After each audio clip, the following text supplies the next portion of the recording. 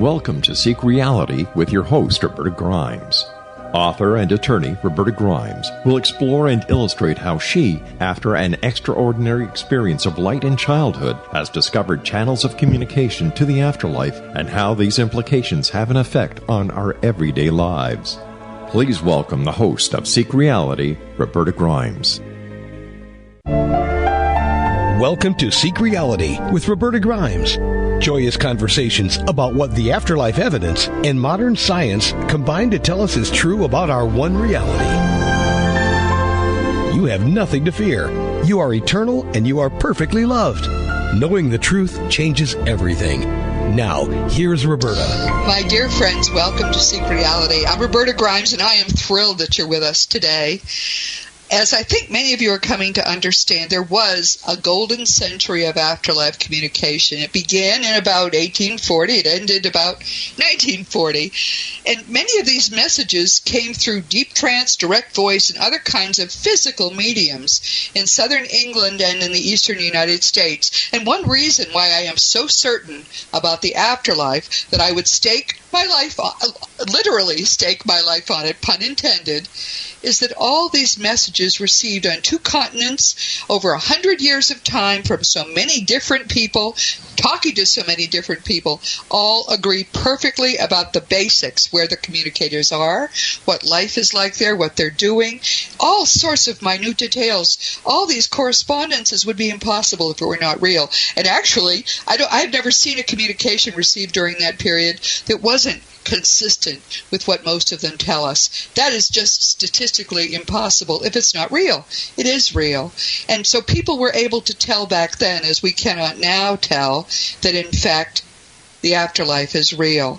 And after the Golden Age, and we can talk today with my guest about why it was that the Golden Age ended, but after that, it kind of faded in people's minds. I had trouble even realizing and discovering all of this when I started my research. And the rest of the 20th century was all about science, and actually the bogus science that exists, which is based in materialism, so it isn't good for much.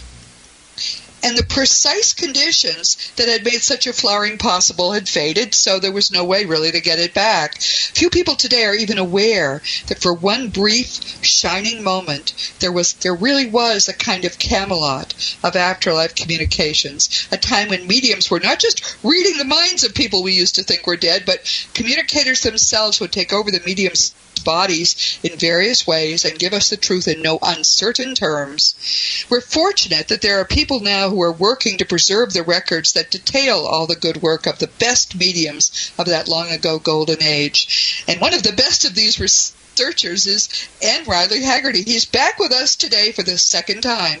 Riley's books are brief, they're entertaining, they're facts-filled, and frankly, they're a great introduction to that Golden Age because they are so accessible. You can read one in an evening or maybe 2 evenings, and it'll set forward your knowledge by miles and miles. Your horizons will expand as you cannot imagine now. So we're going to welcome for the second time N. Riley Heagerty, who I think is just a wonderful, wonderful guy. Welcome, Riley. I'm so glad you're here. Hi, Roberta. Thanks for having me again. Yes, and we already have made another date for the fall because Riley continues to do this research, and I'm excited to be able to share it with you. So, Riley, in case other people might not sort of know anything about you, and frankly, you and I share a rather peculiar obsession, which is this obsession we have with the afterlife. Can you tell us a little about your past and how you got started? I was a professional musician in Philadelphia, signed to an agency for 20 years, playing professionally. And at the peak of my career, this young woman, Diane Rossell, who was my fiancée, who we lived together, she was struck down by leukemia. My. Only 29 years old, and previous to her passing at Johns Hopkins Hospital in Baltimore, she had these wondrous clairvoyant visions of her son, who had passed 15 years previous. And she called me to the side of the bed and said, I have something to tell you. I said, what's that? She goes, my son's here, she said. I said, I instinctively just turned around, looked into the room. Yeah. And I thought, your son, because her and I had gone to the cemetery and stood by his grave about 3-4 months previous. Oh, she goes, wow. He's standing behind you, she says. I said, what? He goes, my son Bradley, he's standing behind you. She goes, I know this is shocking to you, but he's coming to help me prepare to leave this life. I'm not going to make it through this experience. So that ended up being true. She passed away, and then I made an about-face from music to the search for life after death and answers. That's what started me. Now here I am 30 years hence, and I'm still going strong, just like you. We'll never stop. This is really an addictive obsession, frankly, because there is so much good information to be found, and it fits together. So when you find new information, your job is really to figure out how to put the puzzle together, how it all fits. It's exciting. It's a treasure hunt. So I certainly identify with how you feel about it. But now, how old was he when he died, her son? Little Bradley was 2 years old. He died he had an oncoming asthma attack. And just suddenly died. And it was, I didn't know the lad. It was 15 years before I even knew Diane. So it was very evidential. And she told me other things too, which just turned my whole mind upside down. I was like, oh my goodness. So that was enough to take me out of music. That's how large it was. And I just started researching and reading everything, and reading, researching, and just going into it. And the vast amount of material about the great mediums in the heyday of spiritualism, I'm still thrilled by what I'm doing. Yes, I can imagine that you would be, because I'm thrilled with what you write. And I went through about probably a decade of reading as much as I could get from that period. And it was really only when I had read enough of that I knew it had to be real. Because it was so detailed, so rich, so consistent. But let's talk a little bit more about Bradley. When she saw him, was he a young adult, or what did he look like? Did she ever tell you? She said he was older. He was approximately like 15 years older than what he was when he passed away, but she just knew it was her son. She goes, of course. You're not going to doubt what I'm saying, are you? And I said, no, I'm not going to doubt you're seeing your son. And she said, that's the way it is. And she told me something very evidential. She said a few nights previous, her son had brought a Mrs. Cummings with him, who was Diane's mother's best friend, who had passed away, but they didn't tell Diane so as not to upset her in her horrible condition with leukemia. Oh, so great. Said, Mrs. Cummings was here last night. She goes, when my mother comes tomorrow morning, I want you to approach her and ask her, where's Mrs. Cummings? How come she hasn't been to see me? So I did. And her mother came in the next morning in the lobby of Johns Hopkins, and I said, Judy, where's, I haven't seen Mrs. Cummings here. Oh, my goodness, be quiet. She goes, don't breathe a word to Diane. She passed away 2 weeks ago. I love this. You know, it's so evidential that how can you deny such a thing as that? So that's not the first time I've heard that kind of story, but it is a great. This is what made, for example, Sir William Barrett decide he had to, or was it Robert Barrett? I can't remember which one. He decided he had to research this because this dying woman was seeing her sister who had passed a few days before, and again she was too sick. They hadn't told her. But when you know what the death experience is usually what starts people on their journey, because you realize you have I realized I had no answers. I was brought up Roman Catholic, and that provided nothing. That's right. So I just went and searched for myself. That's what I did, and I recommend it for everybody who's searching for answers. Go and do the research. You'll see. And actually, even though there are good books now and wonderful researchers, it is important that each of us satisfy ourselves. All that we can say, Riley and I, is that as you do your research, you will become more certain, and then one day you won't even think about death as negative ever again after that. Death is positive and only positive. It's a wonderful thing. So, all right, before we go to a break, I'd like to talk a little bit about what direct voice mediumship is, to set the stage here. Can you give us some definitions and talk about it a bit?